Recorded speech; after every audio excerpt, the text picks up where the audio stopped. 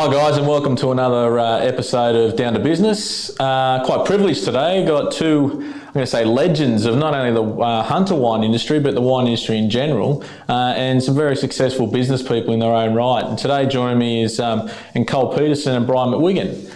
And Cole, a bit of a background, started Peterson's, I'll say Peterson's winery, but empire, if you like, in 1971. First vineyard was produced, or first crop was produced in 1981. Started from a tractor shed, fair to say, and converted that since into various vineyards, growth every year. The Champagne House, for anyone's been up the Hunter, bottling lines, properties, accommodation, restaurants, and here today still going just as hard. So we'll get a few points from Colin in a minute. And Brian needs no introduction. Started Wyndham Estate in 1970 and sold in 1990. In 1991, he started Brian McGuigan Wines. Started as a public company. I think the amazing story was in 1993, it was doing zero turnover to 2005, doing $458 million in turnover. Sold out in 2006 and has done many more things since. And ironically, the two of these gentlemen now in business in many ventures together, and it's great to welcome them here to have not only a good chat with good friends, but realistically we can learn a lot from the many years in business. I'm sure many mistakes and many funny stories that notice we'll share over a wine, so hopefully you get a lot out of it. But welcome, gents. Thank you. Thank you, Andrew. How you been? You've gotten through a pretty tumultuous couple of years, so tell me how things are. Well, I think that it's been tough, as you said, but COVID has certainly changed the way that we live and the way that we eat and the way that we drink and the way that we visit certain areas, particularly the vineyards, has suffered as a result of people being concerned about getting the virus and spreading the virus, and therefore they have not been buying wine from the cellar door the way they have in the past. Mind you, that doesn't mean to say they have stopped drinking wine. They have, but Andrew, they have been doing it through their local bottler or their local hotel. So the wine industry sales are still bloody good, and export is still good for those of us who deal with English-speaking countries. It's so much easier than dealing with the others. And so that's how we built one hell of a lot of business in the export trade, because my old company really still exports about 70% of what it produces. Only 30% is sold in Australia. Australia is very, very stiff competition.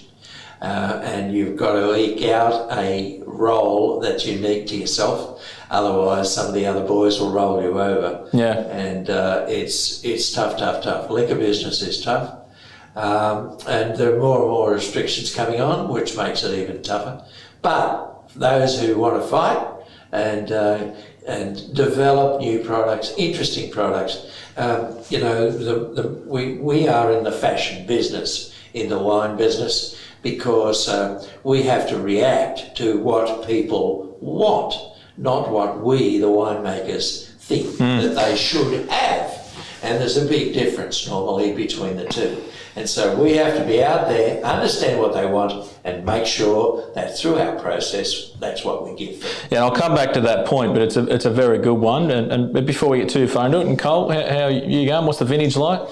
Oh, vintage this year's been disastrous. With too much rain at the wrong time, or the rain kept going. So we basically lost 80% of our reds in the Hunter. We probably lost 60% of our reds at Mudgee. Whites look good. Every time I talk to the boys in Armadale, the grapes look fine up there, but they're not going to get ripe because of the very cool growing season they've had, also being 1,000 metres high.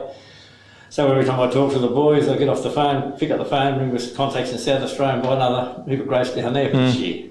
But it's ironic, you come with those comments, and to many viewers, they're probably sitting there going, oh, Jesus Christ, life's not good, but you got a big view that, well, as you said just recently, when one door closes, another one opens. Exactly. I mean, you don't sit there and say, well, I'll wait 12 months. You know, we have to be proactive. We have to adapt. I think COVID has, even though it's been very bad, also had a major impact on our business, but also made us adapt very quickly. And we'll come out of it a lot stronger than what we went into COVID. So with different, same philosophy about the quality wine we make, etc. But our sales are up through the roof. Yeah, and I think it's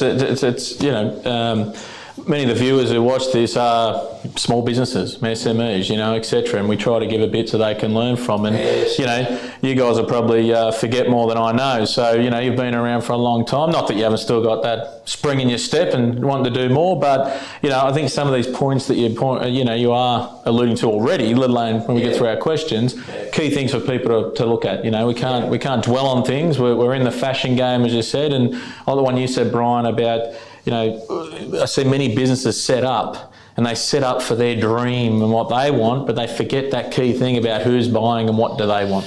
So important. I mean, selling, the money coming in the door is just so important to the future of your business. You've got to have that cash coming in on a regular basis, and otherwise you just can't build a business. Particularly, Andrew, in the wine industry, because it's such a long-term business, because you've got to grow your grapes, make your wine, mature your wine, and then sell it. So for a lot of products, Colin, it's 3 or 4 years before you're selling some of that produce. Not so with white, because white is much quicker, but certainly with red. It takes quite some time for the reds to mature, to be blended, bottled, and then get over the bottling operation and the filtration and all that takes place to make sure that our consumer gets a product that's always perfectly clean and beautiful to drink. It takes some doing, and we must make sure that all that's okay. And I think the other aspect with that, but is, and not just in the wine game, in business generally, but there are some brilliant winemakers in your industry that still haven't got a very good business, or don't see through the hard times. You guys have seen many years of success, to be fair. That's some of the things we want to uncover as to what you need to look beyond what you actually produce or what you actually do. Yes, well, there can be lots of people who are very accomplished at their art, but then can't sell it and therefore make a gross profit, let alone a net profit. And therefore, that's why we need to be a family of professionals. We, of course, need to be good in viticulture, good in the chemical process of making wine, then of bottling that wine, then of packaging the wine, and then of selling it, and then of administering the whole process. So we've got a very complex sort of life, and that's why we need people like you, because any businessman who's worth his salt and is going to make $1 has to have good people around him, and he's got to have a good administrator, accountant type person sitting there with him to make sure that he doesn't go awry, because you've got to keep up to date with what's happening in the world of business, and it's too much for winemakers to be experts in every other area of activity. Yeah, no, I agree. And I think one of my next questions, and I'll start with you, Cole. Give me a bit of background, give the viewers a bit of background on, I gave you a bit of a very quick intro on since you've been in the wine game. What about the upbringing and how you got ultimately into starting a vineyard? I suppose my father was a chemist, it was in the Second World War. By the time he was demobilised out of the Air Force, all the Air Force settlements, or like the soldier settlements, had disappeared, gone. So the Air Force put my father through pharmacy, but Dad's whole ambition was to be a farmer. So as soon as he finished his pharmacy course, he went out to a place called Candos, where it was a one chemist shop town. Spent 3 or 4 years there, then moved to Toronto, where it was a one chemist shop town. As soon as he had made enough money, he wanted to be a farmer, so he had to be within 1 hour drive of his chemist shops, in case the chemist got sick, because by law you have to have a pharmacist there.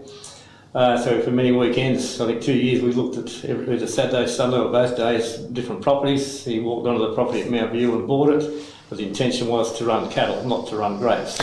So years later, after running the cattle successfully for many years, the size area he had of land didn't really mean that the cattle were viable. At that time, the wine or grape boom has just started, so Dad said, well, I'll plant a few grapes and then I'll pay for the lady to look after my cattle for me. And that's how we basically, by default, got into the wine game. So we planted the first few grapes in McGuigan's, and I wanted to make it my, what I did. So I would take a few grapes every year and I'd send to different wineries to get made into wine for me in that first 10-year period.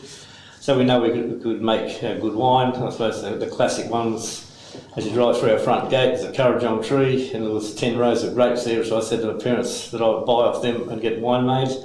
I sent 5 rows to Murray Rolson, 5 rows to Ed Duo. We won the Hunter Valley Wine Show, New South Wales Wine Show and Canberra Wine Show with My Red. Yeah, right. So to me it was always the quality of the fruit is what stands out. So you can have the best winemaker in the world, and I say to my blokes now, I don't employ you for the good seasons, I employ you for a year like this where you're going to turn shit into something drinkable. So we knew we could make good wine, and then in 1981, with a few of the tanks I had made, we made our first vintage. 2 years later, we stopped selling McWilliams, or they stopped buying our grapes. 2 years later, we did a bigger crush than McWilliams, and went from there. But we always aimed from day one not to be the biggest, to be the best. And the philosophy was, well, 2 things. If we can't sell it, we've got to drink it, so we'll make what we like ourselves. That was the reverse way of doing things. And the other thing was, we said, once we put our name on the bottle, regardless of what variety of grapes, but also the quality of that wine has to be very, very good. So if we do have made mistakes, plenty of them, but you don't see the mistakes we make. But you learn from the mistakes. Oh, my word, you never stop learning. And Brian, what about the same question to you? With what emphasis do you need? I guess what led you to? I mean, we said you opened Wyndham in 1970. Yeah. But what sort of? I mean, was it a family tradition? What brought you into this space? Well, my story is a little similar to Cole's, and could I salute his father because he was a fantastic bloke, lovely bloke, who, by the way, my father talked to about growing grapes. Exactly. Yeah. And so Dad was in the wine industry. He worked for Penfolds Wines. It was a tradition that your family followed you into Penfolds Wines, which I did in 1960 is when I started. And then I worked for them as a winemaker for basically 10 years and built up the winery in the Upper Hunter out at Wybong, and we built the winery there and did all that, viticulture and winemaking.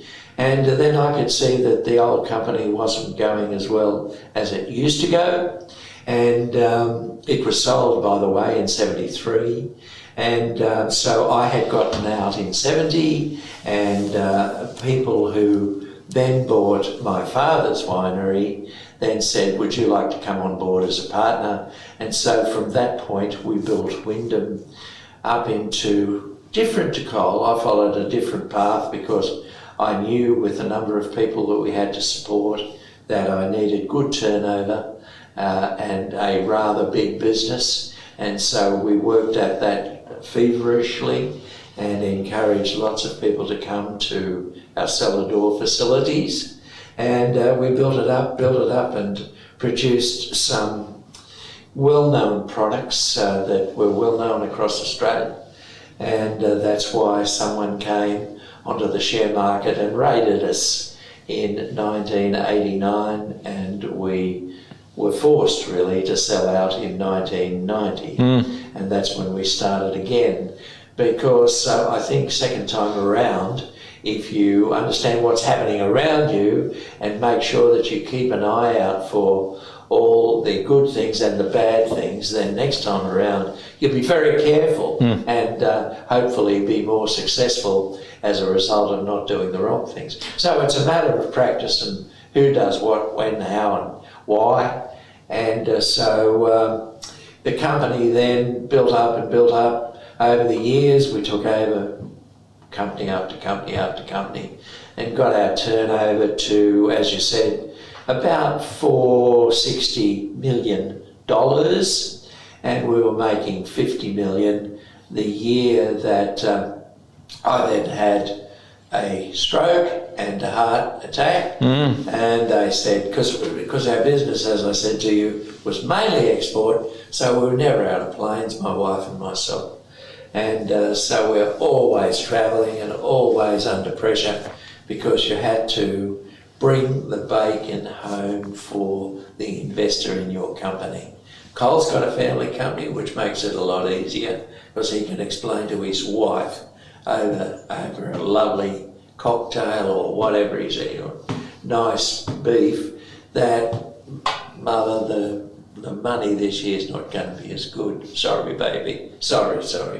But Exactly. I couldn't do that because I found Third parties. I found one of the turn-ons of my job was actually standing there once a year. I looked forward to that, particularly when I had the money in the bag. So I look forward to that, to be able to stand up there and say, we've done it for you, we've done it. We've had another 40% increase in sales, and the GP has been maintained or increased. And to tell people that, and to have their eyes light up, and people stop you in the street, because we had a lot of shareholders, people stop you in the street and say, oh gee, it's going well. And they were also people who were good ambassadors for your product, being public listed. But we understand one another's position about a private company versus a public company. Public company is good because it's great for the person who's the promoter, because at the end of the day, you can cash your chips without having a terrible effect on the value of the business. But when you are the man, and you're the only man who people know about, it's very difficult to sell that on. And it's very difficult for your family if they're forced to sell that on following your demise. Yeah, and there's pros and cons to obviously any structure and any different business model, but I guess the main thing, and what you've just told out both of you, is to understand what your business model is and to make sure that you are staying true to it. Because if you try and, you're set up for one, you're trying to dabble in the other, it's not going to work. No. But and one of the things, I'll just pick up on what you said, which too many people don't do this, but reflection and looking at what you could have done better, or maybe what did work and why, etc. A lot of people I work with say we've built a career on mistakes, and there's nothing wrong with that because we learn very quickly. But too many people don't actually look at it and make the same mistake again. Yeah. So it leads me into my question about, you followed paths on family, etc. And I think I know the answer to this, but what kind of business education did you have? Interesting. My father, being a pharmacist, is actually quite astute. He had a business as well, so he would look for a little niche market to do with chemist shops, and he set up an import company to import stuff out of Asia instead of going through drug houses, Australia, etc. in those days. So he set up a chemist buying group, which still runs today. So he was always looking for something new, and the other thing he would do is that once they got up and running, and I'm very much in the same ilk, I completely lose interest the same as my father did. So once it was up and running, Dad had put someone there to do what needed to be done. He'd go and find the next thing to go and do. And I'm definitely that same ilk, that once it's up and running, yep, it's working good, let's go and find something else to do. So I then have, by doing that, has allowed me to employ some very, very good people who've been with me for 30 or 40 years who've been in business. So we have very, very low or no staff turnover in our senior people, never had in 40 years. And if I fall off the perch tomorrow, the business will still run because they know what they've got to do. It's a bit compartmentalised in the sense of, the vineyards, the bottling lines, the wineries, the selling, etc., etc. But, for every wrong reason it works. And if I do get crooked, whatever, it'll run for 12 months, 2 years, 3 years without any real hiccups. So we don't aim for much growth, we just aim for 5% a year, probably running at 15% at the moment, which is too much. Because, as Brian was saying, it takes especially our bigger sales now of red wines, that to make those good reds, by the time you grow the grapes, make the wine, put it in the barrels, bring it out, bottle it, keep it there for another 12 months, 2 years, 3 years. You're looking at 7 or 8 years. And there's not 7 or 8 years of wine in a bottle, it's 7 or 8 years of our staff and my life in a bottle. So we make that as a point. That's why I was saying you only ever see our wine when our label on it guarantees the quality. You don't see the stuff we're not happy with. And so our philosophy has been different. Than we were never interested in growing. If I had to make a decision, I used to always joke I was a great communist. I work in a 5-year plan. That okay, in 5 years' time, this is where I want that business to be, and then that business supports the next business, and so it may be. So it was not a matter of, other than keeping the bank happy, the taxation department happy, and buying my wife a new dress, etc. occasionally, we're all happy. So from your point of view, it was more having, you fortunately had your father that was quite astute, as you said, but to me, I hear that as a very good mentor. Yeah. I remember he used to say to me, whatever you do, don't go and sell to the big companies, because they own you, you don't own them. Well, that's a good segue to Brian. Yeah. And what about, from you getting into business? Because, the point I'm getting at, we see a lot of people that go into business because they're good at what they do. But it's a whole new ball game when you've actually got to make a business out of what you do. Yes, because you're good at a one component of the total business, not of all the things that we've both talked about, maturation, viticulture, all those sorts of things that you have to worry about. For my own part, I was trained as a winemaker in South Australia by Schubert. And that's the maker of Grange Hermity, so you had the best tutor you could have in Australia. And don't forget, in those days there was no such thing as a winemaking school, especially at Penfolds. You were taught in-house, so Brian was taught by his father and Max Schubert. That's right. So Brian was involved in making the first Grange. Yeah. So don't be modest, Brian. Yeah. I am, Colin. You know how modest I am. But I didn't have any business training. I hardly knew what gross profit was, but soon learned it's pretty simple to understand that. You buy at X and sell it whatever you can, 5X if you can. But it's amazing you say that that's simple. I think you're probably downplaying that and you've picked it up or been helped on the way, because the amount of people, that simple thing they get wrong in understanding the difference between gross profit and markup. Yeah. And you get it wrong, and it can cost you a lot of money. Yes, you're in the pool, aren't you? Yeah, that's right. Well, maybe just had some natural capacity, as Colin has, to understand that you add up all the costs and make sure that you've got a margin that's good enough. But at the same time, you've got to make sure you deliver, not just mark up the cost. You've got to deliver a quality that is in step with the price that you're charging. And this is what the industry, the wine industry, and many other industries are all about, because people are looking for the best value for money. Not just the best wine, the best value for money. And so that's why people regard some brands as better than others and other brands as good, better than others. And that's why we all are constantly looking to make better wine so that we can deliver to our consumer what he considers to be a great value for money. And I think that's a great point you raise, and I was going to allude there myself. You talk about what they consider to be great value, because too many businesses, it's about what they want to produce, as you said before, or the rest of it. And sometimes, you know yourself, you've been out with people and they've selected the wine, you're probably thinking, oh, geez, that's ordinary. But in their eyes, they think it's great, so let them buy it. So what is that value? Yeah, but Andrew, it's no different really to when people are buying a car, a handbag, pair of boots, shoes, whatever. Because people want value for money. They worked hard to make their money, and so they want to make sure that they get what they perceive to be a bargain. And if you constantly offer that, well, then your product will sell well. And you've got to understand as a business owner what that value is in the eyes of the beholder, I guess. Because if you take them for a ride, as Cole's been saying, see, if he doesn't think that it's good enough for his label, he doesn't sell it. he decants it and It doesn't even get to the bottling stage. doesn't get there. No. We've had grapes delivered from the vineyards. We've gone and looked and said, yeah, they're so. The grapes arrived at the winery. We took them straight to the back and dumped them. It's your first loss, it's your best loss. Yeah. You then have got to turn it into wine, make very average wine, then you've got to bottle it, you put your label on it, then you've got to sell it, and all you do is ruin your reputation. Yeah. Yeah.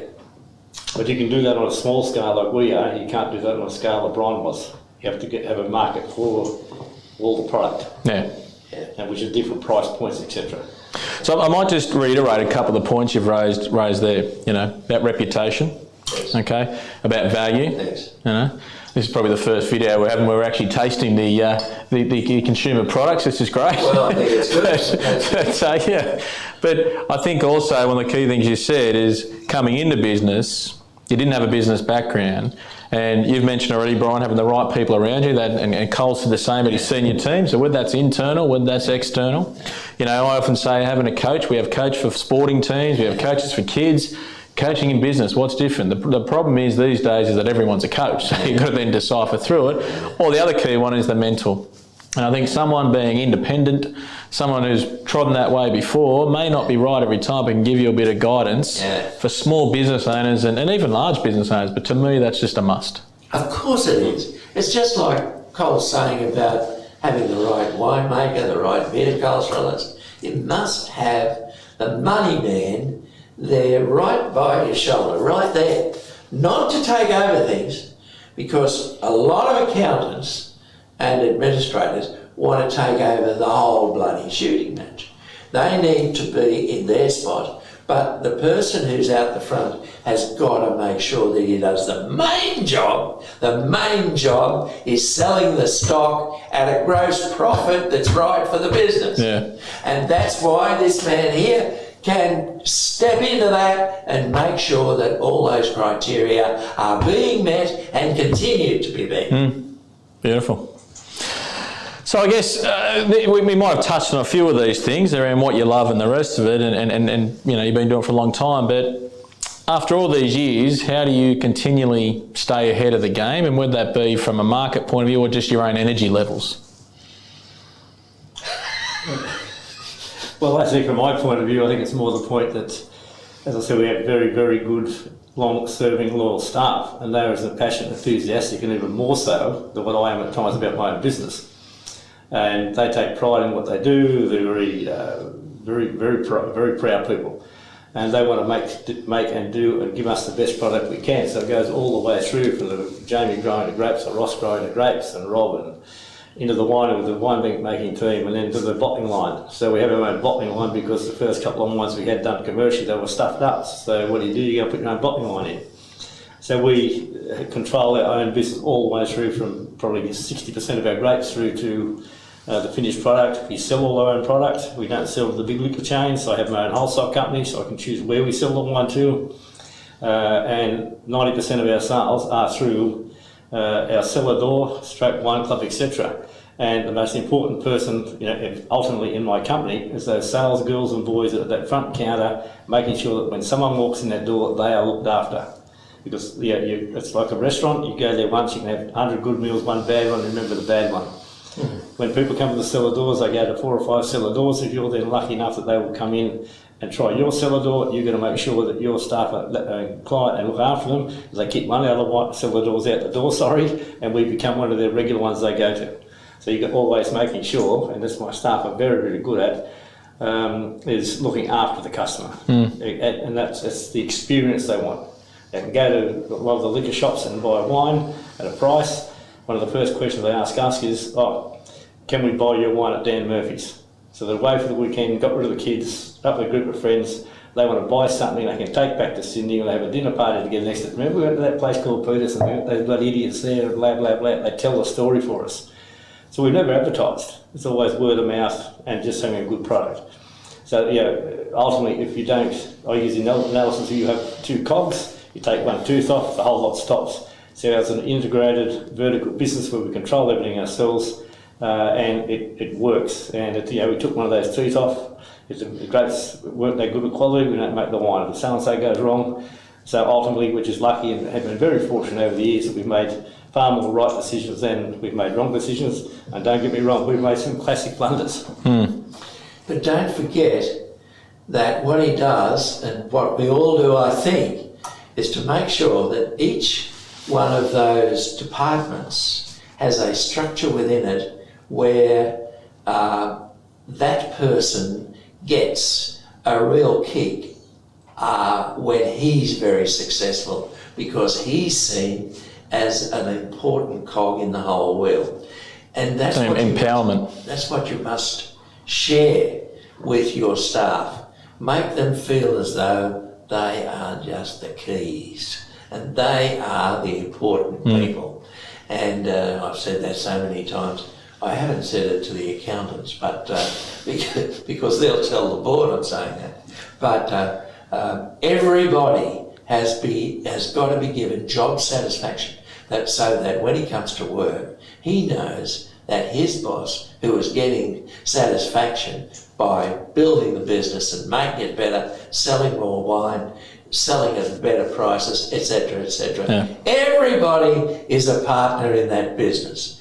And if the heads of each department and the structure underneath them are all feel that they are needed at this job, that they are recognised for the job they're doing, well, they will continue to work for you. You've got to sharpen that up every now and again, because everyone's ambition is different, and you need to appease that from time to time by giving them whatever it is, overseas trips, a new car. Incentives. Yeah. No, I think it's a great one. I think without even probably realising, you've probably just covered off the balanced scorecard. I always work with businesses where a lot of them try to manage their business off just the finance results and say, well, at the end of the day, the finance is an outcome of the people being right, the customers and product, and your processes and systems, which you've just, in a few words, reiterated. So it's very good. I guess looking at your industry, you're in a very competitive industry. Yeah, as you said, Australia is extremely competitive. And I'm not trying to get you to, be too humble here. I'm being honest. How have you managed to stand out? I mean, you've mentioned customer satisfaction and our quality of our product, but everyone's got an opinion. That's probably a good and bad thing. But it's not so much of whether people agree, whether you're the best or the brightest or whatever it may be. But the reality is, you've stood the test of time, year in, year out, for a long time. So how have you managed to stand out? I'm going to take the lead on this one and say to you that for too long we have not been, I forgot my thought track then. Give me that again. What did you ask me? When we're talking about how you stand up, from you've been around for a long time. Yeah. How do you continue to stand out amongst competition? Yes. Well, one thing that has been happening over the last, 20 years, I guess, is the corporatisation of the wine industry. And I think this applies to, Andrew, a lot of industries where people buy out other people and they buy out other people, and it just goes on. And the thing that is key to all this is the passion from the top. Because if you consider yourself to be under peak pressure all the time, which you are certainly in a public company, not so much in a private company, but really if you've got that in your heart, then you will be moving the business along all the time, because that is what turns you on. And as companies have bought out other companies and corporatised, the people who were leading that company are probably a family, and then all of a sudden the acquirer says, I don't need you guys, I can go straight down to the leading accountant, the leading production manager, etc., and decapitate the real brains of the business, the people who offer the value for money, because they know where the market's going. This is of key importance. If you don't know where the market's going, how do you how do you go through, work your way through the shoals so that you don't end up with some rocks through the bottom of your boat? You have to know the leadership has to come from the person who plots the course. The person who's plotting the course must understand where that market's going. In the main, you get that from the market itself. So it's a matter of interpretation to make sure that you know exactly where the rocks are, and so that you can navigate the flow of the water so that you get through it. And I think that's been a big change. So I would have thought today, that's why he's doing so well. It's easier to do it today than it was 10, 15, 25 years ago, because that was the time when all these acquisitions were taking place. There are so few personalities left in the wine industry that give the wine a character, because you need characters. Because if I can share a little truism with you here, the difference between good and very good wine, or the people who can understand the difference between good and very good wine, are very, very few.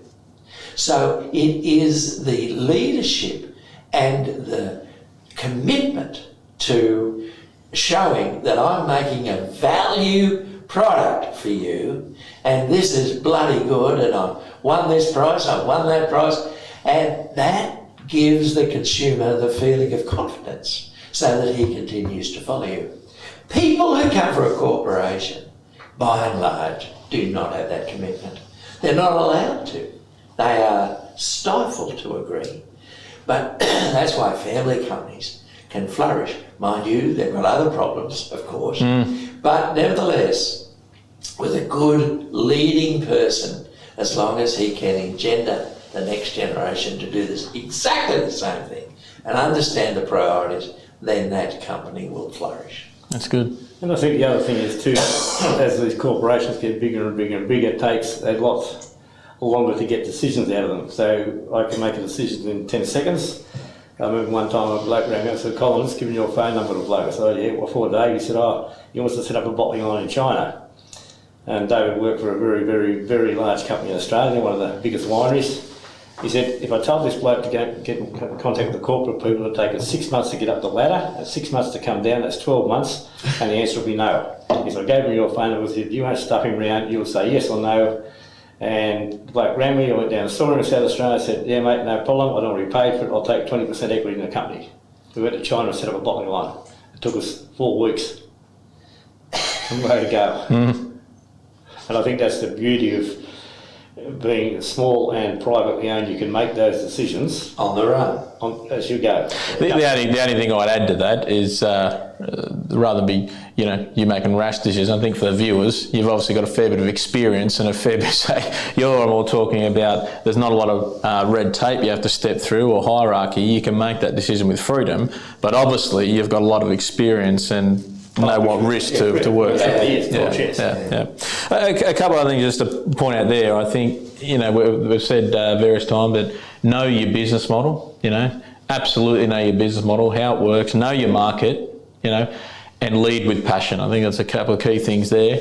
And make sure that you are spending time not just in your ivory tower, but with your people and the people, and take feedback. Yeah. Not only that, bringing this bloke in. This bloke here is. Sometimes he's a burden, sometimes, because he doesn't share the same enthusiasm. But if he's a person that you really respect, then it makes you really think twice. Because unless you can convince that guy that this is a really good idea and this is going to be a winner and how it's going to be a winner. From a numbers point of view, you mean? Yeah, numbers. But also the other aspects thrown in, because normally an administration, accounting type person brings other things to the table. Personality, mate, personality. Well, that's right. A few even though some of them are unshaven.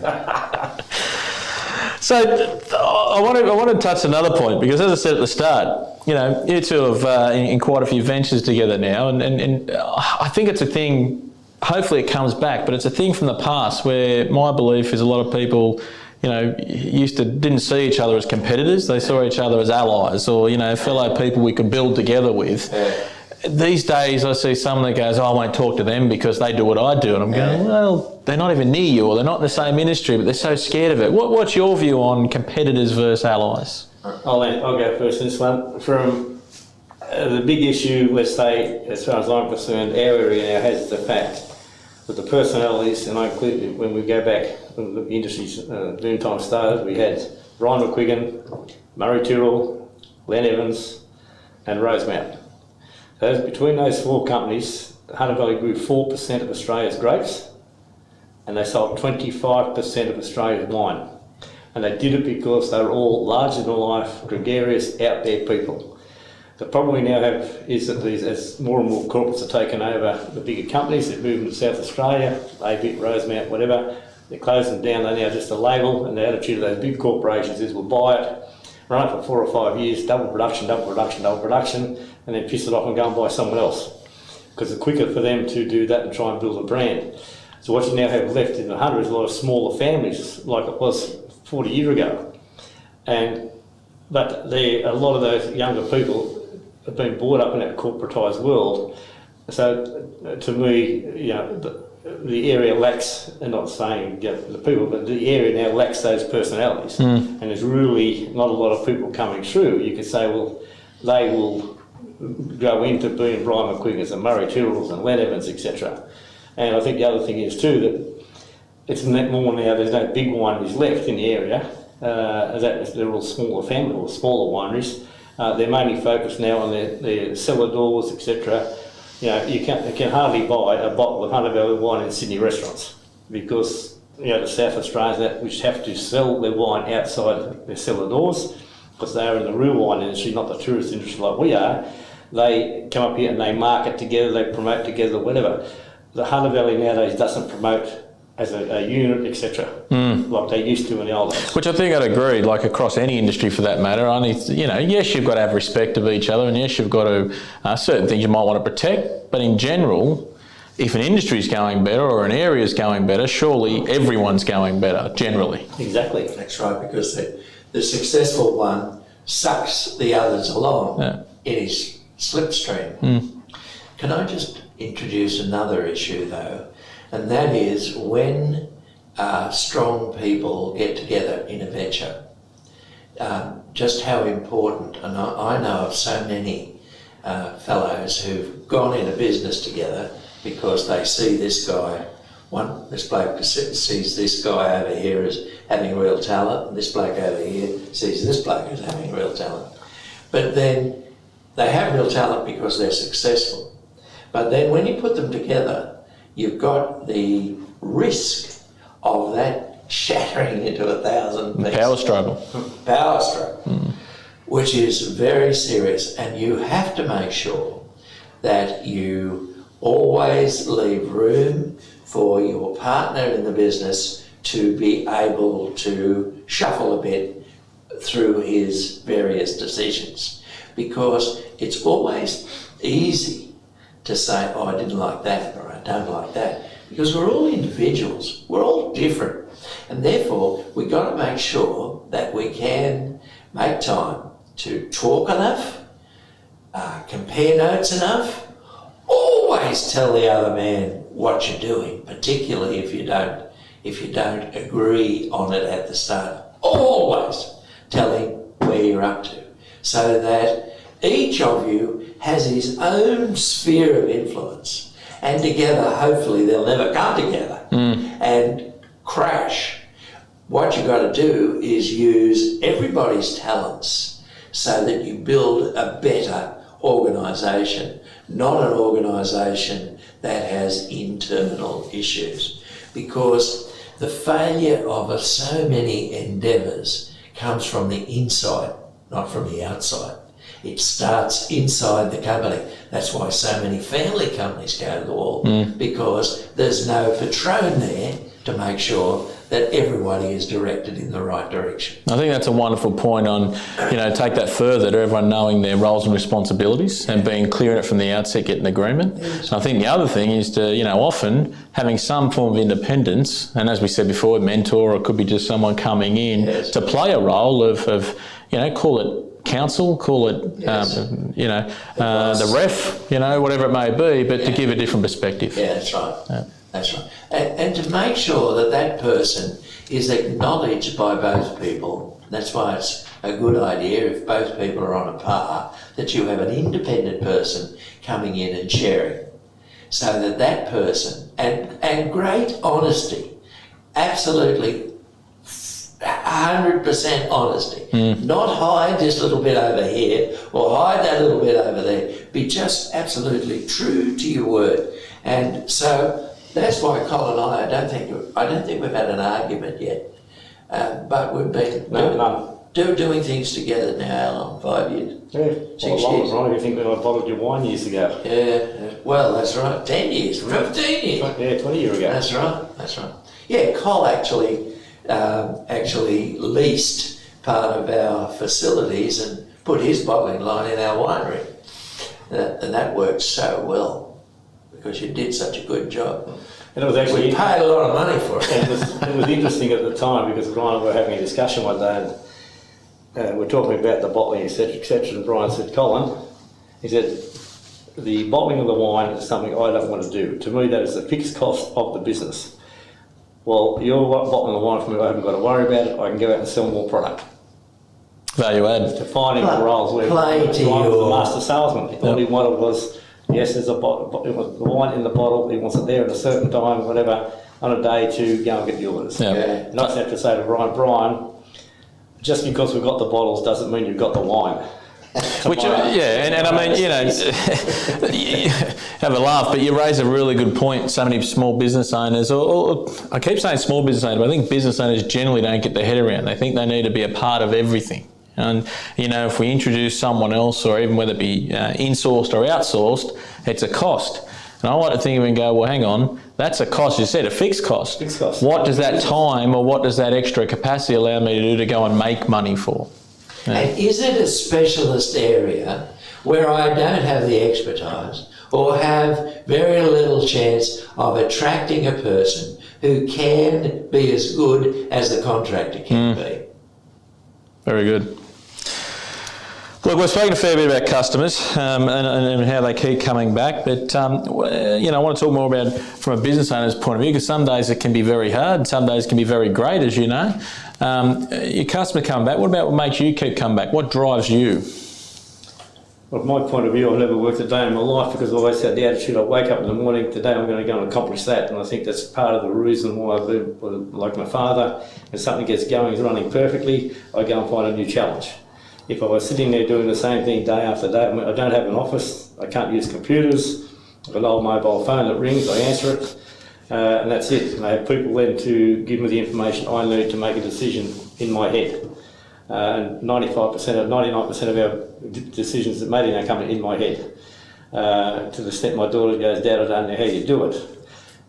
So I think it's critical, very important, that you choose what you want to do and what part you want to play in your business. Do you want to oversee the whole lot, or are you just happy to do a little part of it, etc.? You cannot do everything unless you have very, very, very good staff that make 99% of those decisions for you, and you know they're going to make it right. But it's a good point, because you think, why do you go into business? Generally it's to make more money, or to give yourself a better lifestyle, or more time, or whatever that may be. Yet too many people go into business and they go struggling for money, and they got no time, and it's got them, it's got them locked up.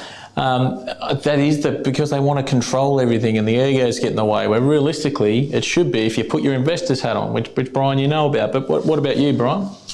Well, I think this is a very important part of the business as well, understanding exactly how it all operates. And from my point of view, I always had I tried to imagine at all times standing up in front of the AGM. because that was my test, that was my 100-yard sprint, Yep. the final thing. And so I find it even hard now that I'm retired, to sit and watch the television, because I think I'm not doing enough to develop the business. I don't know how I was engendered with a drive to make sure that you did not leave any stone unturned. If I find that I've got a few hours, I feel guilty that I'm not doing anything. It's an amazing feeling, because you just knew for all those 60 years that you had to do better. Do better in every phase. That is, more profit, more honour in terms of the way the wine came off the bottling line, production rate per acre, look of the place, look of your facilities, all those sorts of things. I just knew always that I had a whole host of things behind me pushing me down the track. And I still feel it today, Andrew. It's an amazing thing. And my wife says to me, relax. But I still find it a driving force, even though I've been retired now for 14 years. Well, it's a funny definition of retirement, mate, but we'll... Well, I don't work I don't have really any responsibility to get results myself. He pushes me for that. As the tenant. It's lovely to flog on a tenant along. Well, I think it's great. I think, understand what your role is and what you want to do. Make sure you got good people around you to still get the task done. And it probably isn't work, it is that drive. So, yeah, it's good. I suppose I've been very lucky, as I said, I've never worked a day in my life, but I've accomplished a lot because I wanted to have that drive to go and do something. But Colin, you're always there. See, you're always driving it. You're always going from one place to the other. And you know what has to happen there. That's why you get upset with some of the blokes when they don't do it according to Hoyle. I get upset every Peterson. time when you tell them 2 or 3 times how you want it done, they don't do it, and it's time for them to move on. Yeah, that's right. Because it's making work then for me. That's right. But, my wife and daughter now say to me, my job is to go to Bunnies. yeah, but then who do you complain to? You don't complain to your wife and daughter, you complain to your partner. And we can't be responsible. We can't be responsible for your inability to choose your right meal. So then we'll ask the name. I've only got a couple more for you. And we could talk all day. We obviously could. You've got a lot of experience. But one of the things I want to ask you, and maybe too big a question, but what is your biggest mistake and or lesson as a business owner? You look at me. Either one. I'll go first. Go for it, Carl. The biggest mistake that we ever made, they were changing from Semillon used to be in Riesling bottles, the old-fashioned Riesling bottle. And the decision that they changed it basically to the Burgundy bottle went with the screw caps. And Gary, my winemaker, who's a great old Semillon man, came and said, Colin, I want to go and buy a heap of Riesling bottles, and I want to make a Semillon in the style it was made in the old days for 10, 15 years and then release it, and it'll be the epitome or whatever. I said, Gary, we're not a Semillon company, we're a Chardonnay company, but if you want to go and do it, you go do it. So over 3 years he made 3,000 cases of 94, 95, 96 show reserve Semillons, we call them. 10 years, 12 years later, absolutely stunning wines. We sold them for $40 a bottle. I said to Gary, I don't want you to make Semillon, I want you to go and make red. And I want you to make red in a style that's going to age for 10 years. And we didn't do it. So it took, from a financial point of view, it taught Gary a business lesson as to you've got to make what you think people are going to want. From a financial point of view, it probably cost me $5 million. Yeah. So what was the lesson? Next time, do what I want to do. No, do a bit of both. Yeah. Back yourself? Yeah. Yes. Sorry? Back yourself? I've always backed myself, Andrew, and I've made, right decisions, wrong decisions. That was just something that I was dead against, but I let Gary say, no, Gary, you do it. Yeah. So you want to do it because you're going to let your staff have that freedom to go and do what they want to do. And I never brought up to Gary and said, River mentioned it again. Years later, we keep selling the semi, people come back in and buy it. But a current bottle of white wine is $25 or $30. Yeah. We're selling 15-year-old absolutely stunning Semillons for $45 because we were never a Semillon company. If that had been a bottle of Chardonnay, 6, 7, 8-year-olds would have been $70, $80 a bottle. Yeah. And the bottle of it would have been... That's fashion for you. A change in the fashion. He knew that the fashion was X. The winemaker wanted to make Y because it was more akin to what his peers thought was the right thing to do.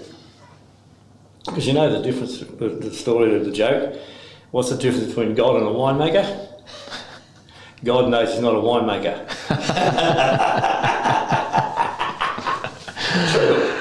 True. And Brian, what's your biggest mistake and/or lesson? Aha. Mine is quite different. There was a good question, and I didn't know what the answer was when I thought about it. But I soon remembered what mistake I made was to have a wrong shareholder. So that's why you've got to be so careful with who you get in bed with. Because once you get in there, Hard to get out. how the hell do you get out? And that is something where I then understood that next time I formed a company, I was going to make it a public company so that I didn't have the wrong bloke sitting here. Yeah. Not that he was an accountant, he was just a dickhead. and unfortunately, he was the one that had the money. But in some instances, sometimes you need to trust people that they're going to be the same as the way they talk. But in so many cases, they are not. And so that was my biggest mistake. And it brought an end to Wyndham. It caused the end of Wyndham. And so whilst it didn't cost me a lot of money, it did in the fact that I was forced to do something that I didn't want to do because we were on the edge of going further and we were just on the takeoff zone and we could have done so much better. But we got through all that and knew next time that it was going to be all public company so that we didn't have a pain in the butt at the board meeting and looking for short-term gain when in actual fact you had to lay down the foundations of something that was going to last longer and be more profitable. And I think Brian's right because it's not, the wine industry is not for short-term gain. It's not like computer stuff, etc., we have nowadays. It's building a reputation over many years. And we set out from day one to build a reputation for our brand. And our financial gain in our company is not the land we own or anything else. It's actually in the bottles of wine sitting in that warehouse with our label on. That's the asset. You're absolutely right. That's brilliant, gents. I mean, we've only touched on this much. We haven't touched on anything international or diversity in assets or anything. We might have to do another one of these, I think, because there's a fair bit more to cover. I think we'll do it, but another couple of bottles of wine like that, we could. If you can keep us oiled, we'll keep on talking. I think a couple of things I do want to reiterate, some of the great things you said today is really, understand your business model. Get the right people around you, whether that be internal and external. Take the right advice, horses for courses. Understand what your market wants, the fashion, as you said, your reputation and your asset. Make sure you do have your checks and balances and give your staff a pick-me-up, give them some freedom, make sure they know that they're a key part of it, but also drive with passion and love what you do. I've probably missed a fair bit there, but there's some pretty telling points in that, and I thoroughly appreciate the chat and appreciate your time. I'll say cheers to you, gents. Cheers. Thanks, Andrew. It's been very, very, very enlightening. Very good. Good one. And till the next episode, cheers for joining us.